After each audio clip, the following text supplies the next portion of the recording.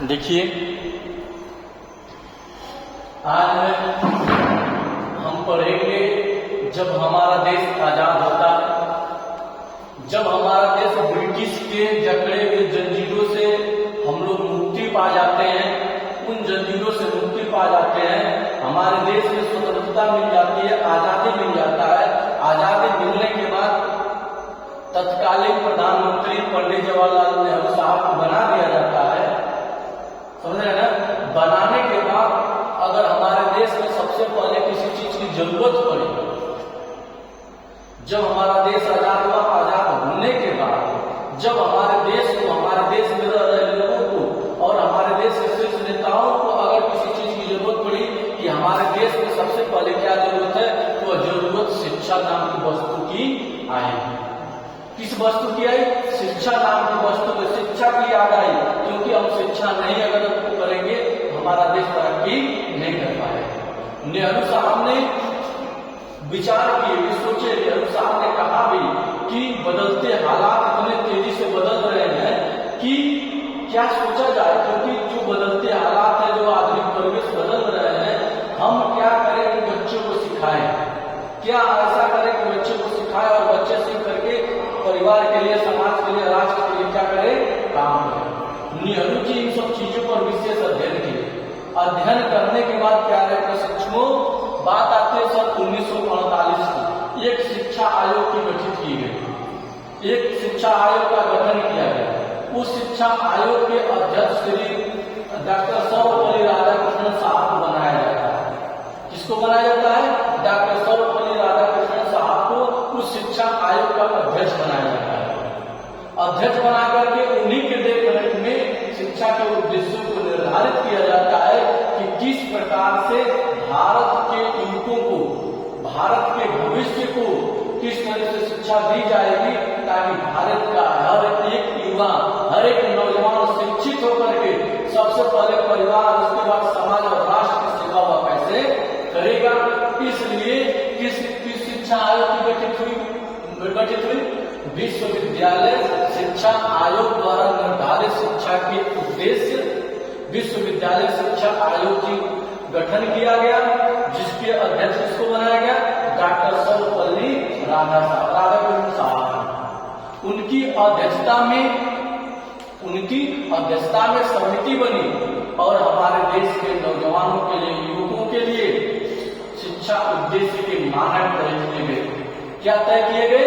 मानक तय किए गए कि हमारे देश के नवयुवकों को इस तरह से शिक्षा दी जाए ताकि हमारे देश के नौजवान शिक्षा लेकर के राष्ट्र के लिए कुछ कार्य करें।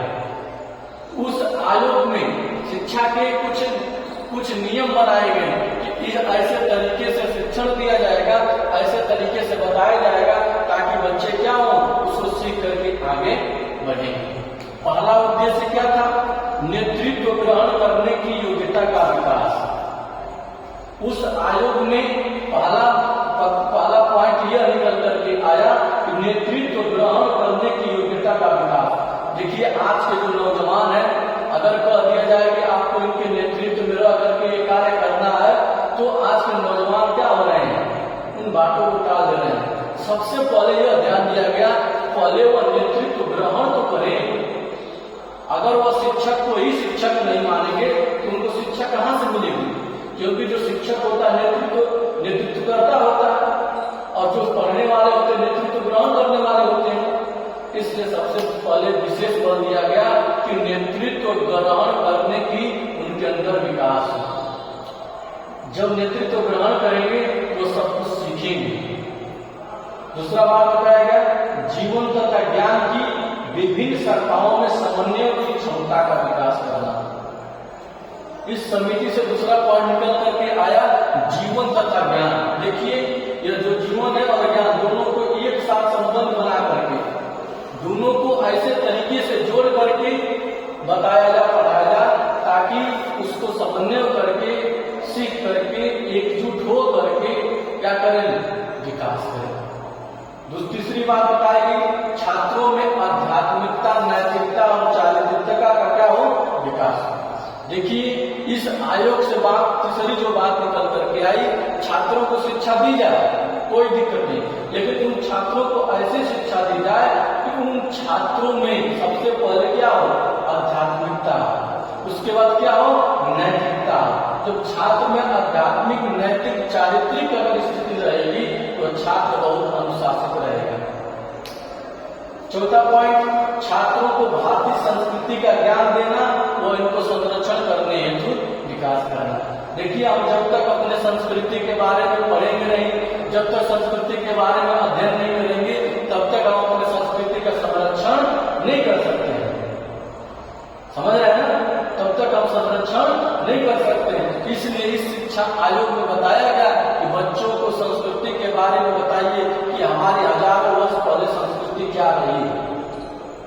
जब उसकी संस्कृति, धरोहर के बारे में, विरासत के बारे में बताएंगे तो बच्चों के अंदर यह उत्सुकता जगेगी।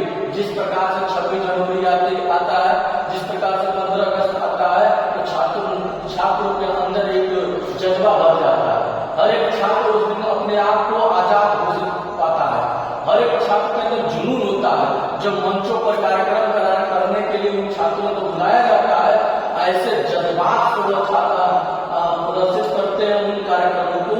ऐसा प्रतीत होता है कि ऐसे छात्रों को अगर तुरंत बॉर्डर पर भेज दिया जाए तो गोली तुरंत चलाने लगेंगे। उसी तरह से छात्रों के अंतर्गत अपनी संस्कृति को, विरासत के बारे में जानकारी दी जाए, जिससे उसे क्या कर सके, वे लोग संरक्षण कर सके। छात्रों का शारीरिक, मानसिक और चारित्रिक विकास हो। देखिए, हम जब तक अपने शारीरिक के बारे में, चारित्रिक के बारे में और मानसिक के बारे में ज्ञान नहीं जानेंगे, तब तक हम विकास कर पाएंगे नहीं कर पाएंगे। इसलिए उसके बारे में भी अच्छे से जानकारी दी जाए।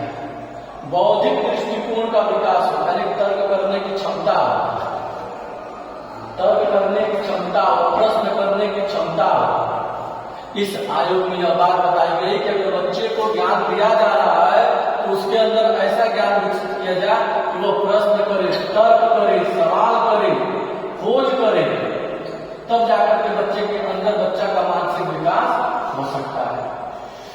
अगला है विवेकशील व कुशल नागरिकता का विकास करना। देखिए, उन लोगों ने यह इस आयोग में बताया, उद्देश्य यह बताया कि विवेकशील छात्रों को बनना चाहिए। जब छात्र विवेकशील होंगे तो वो एक कुशल नागरिक होंगे। जब एक कुशल नागरिक होंगे, एक अच्छे समाज का निर्माण होगा।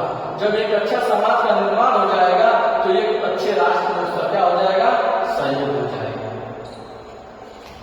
अगला क्या उद्देश्य था, छात्रों में विश्व बंधुत्व की भावना। देखिए, छात्रों में जब समानता की भावना, विश्व बंधुत्व की, भाईचारा की भावना, अगर यह बात आ जाए, वो हमारा जो भी जा रहा है भाई के समान ही लगेगा, वो जो भी जा रहे हैं वो हमारे वो बहन के समान लगेगी, दूसरा जो देश है वो भी इस तरीके से है। मतलब कहने का तात्पर्य ये है कि जो भी चीजें हैं उस चीज को विश्व बंधुत्व की तरह से देखे, ताकि उसके मन में कुछ भरे न, नकारात्मक भाव न आए। अगला है व्यवसाय कौशल उत्पन्न करना।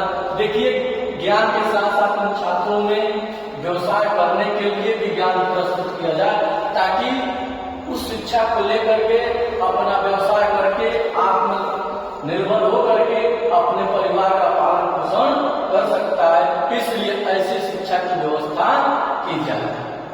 अंतिम पॉइंट है छात्रों के जन्मजात गुणों को खोज निकालना तथा उन गुणों का प्रशिक्षण द्वारा विकास करना। यानी छात्र के जन्मजात गुण क्या है?